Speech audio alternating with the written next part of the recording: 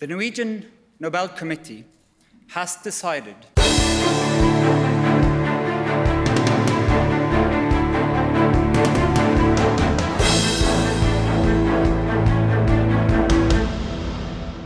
মার্কিন president Donald Trump শান্তিতে Nobel পুরস্কার পাওয়ার জন্য মুখিয়ে আছেন।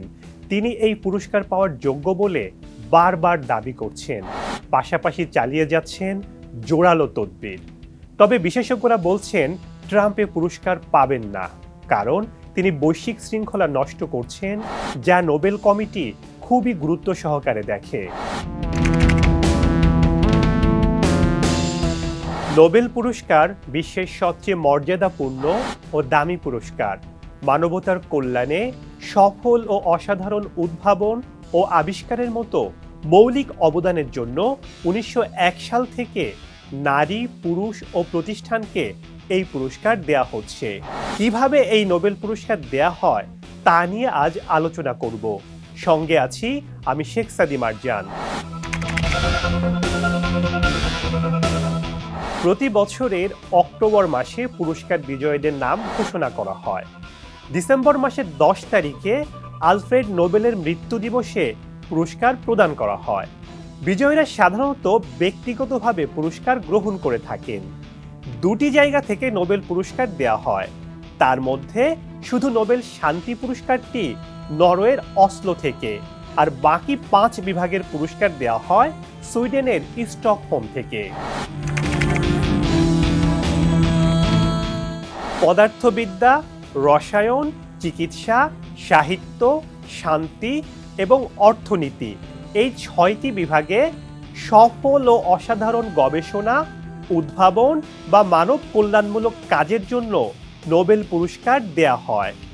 যে কোনো জাতি, দেশ, ধর্ম, বর্ণ বা আদর্শের মানুষের জন্য এই পুরস্কার উন্মুক্ত। পুরস্কারের জন্য প্রথমে মনোনয়নপত্র জমা নেওয়া হয়। প্রতিটি পুরস্কারের জন্য প্রায় 1000 জন মনোনয়ন জমা দেন। তার মধ্য থেকে শতাধিক জনকে মনোনীত করা হয়। এ সংখ্যা কখনো 250 ছাড়িয়ে যায়। প্রতি বছর নির্দিষ্ট কিছু ব্যক্তি ও সংস্থা শান্তিতে নোবেল পুরস্কারের জন্য অন্য ব্যক্তি বা প্রতিষ্ঠানকে মনোনীত করতে পারেন, যেমন সংসদ সদস্য, আন্তর্জাতিক আইনের অধ্যাপক, পূর্ববর্তী নোবেল শান্তি পুরস্কার বিজয়ী এবং কমিটির সদস্যরা। তবে কোনো ব্যক্তি নিজেই নিজেকে মনোনীত করতে পারেন না। আলফ্রেড নোবেলের ইচ্ছা অনুযায়ী পুরস্কারের জন্য যোগ্য প্রার্থী খুঁজে না পেলে, প্রতিকূল বিশ্ব পরিস্থিতির কারণে তথ্য সংগ্রহ বাধাগ্রস্ত হলে তখন পুরস্কার স্থগিত রাখা হয় বা দেয়া হয় না, যেমনটি প্রথম ও দ্বিতীয় বিশ্বযুদ্ধের সময় ঘটেছিল। মনোনয়ন প্রক্রিয়া শেষ হয় প্রতি বছর 31শে জানুয়ারি। ফেব্রুয়ারিতে প্রথমবার বৈঠকে বসে নোবেল কমিটি। বৈঠকে সব মনোনয়নপত্র নিয়ে আলোচনা করা হয় এবং প্রার্থীদের একটি তালিকা করা হয়। এরপর প্রত্যেক প্রার্থীকে মূল্যায়ন ও আলাদা আলাদাভাবে স্থায়ী উপদেষ্টা ও অন্যান্য পেশাজীবী দলের মাধ্যমে খতিয়ে দেখা হয়। নোবেল শান্তি পুরস্কার নরওয়েজিয়ান নোবেল কমিটি দ্বারা নির্ধারিত হয়, যা নরওয়েজিয়ান সংসদ সদস্য কর্তৃক নিযুক্ত 5 সদস্যের একটি কমিটি। আলফ্রেড নোবেলের উইল অনুসারে যারা জাতির মধ্যে ভ্রাতৃত্বের জন্য, স্থায়ী সেনাবাহিনীর বিলুপ্তি বা হ্রাস এবং শান্তি কংগ্রেসের আয়োজন প্রসারের জন্য সর্বোচ্চ ও সেরা কাজ করবেন, তাদেরকে এই পুরস্কার দেয়া হয়। প্রত্যেক বিজয়ীকে একটি পদক দেয়া হয়।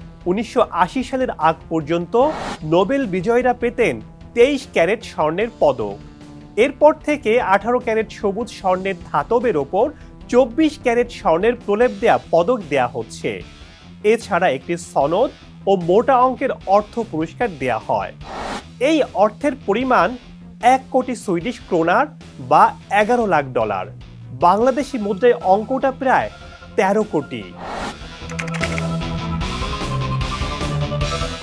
তদবিরের কারণে ট্রাম্পের নোবেল পুরস্কার জয়ের সম্ভাবনা আরও কমছে বলে মনে করছেন বিশেষজ্ঞরা। 5 সদস্যের নরওয়ে নোবেল কমিটির এক সদস্য রয়টার্সকে বলেন, পুরস্কার পেতে ট্রাম্প যে তদবির চালাচ্ছেন তা হিতে বিপরীত হতে পারে, কারণ পুরস্কার বাছাই কমিটি স্বাধীনভাবে কাজ করতে পছন্দ করে এবং বাইরের চাপ থেকে নিজেদের সুরক্ষিত রাখে। আবার গাজার যুদ্ধে ইসরায়েলের পাশে থাকা এবং রাশিয়ার প্রেসিডেন্ট ভ্লাদিমির পুতিনের সঙ্গে বন্ধুত্ব গড়ার চেষ্টার কারণে ট্রাম্প নোবেল পাবেন না বলে মনে করেন নোবেল পুরস্কার বিশেষজ্ঞ অ্যাশলে ইসভিন। তাই নোবেল শান্তি পুরস্কারের জন্য তার জয় এখনো অনিশ্চিতই বলা যায়।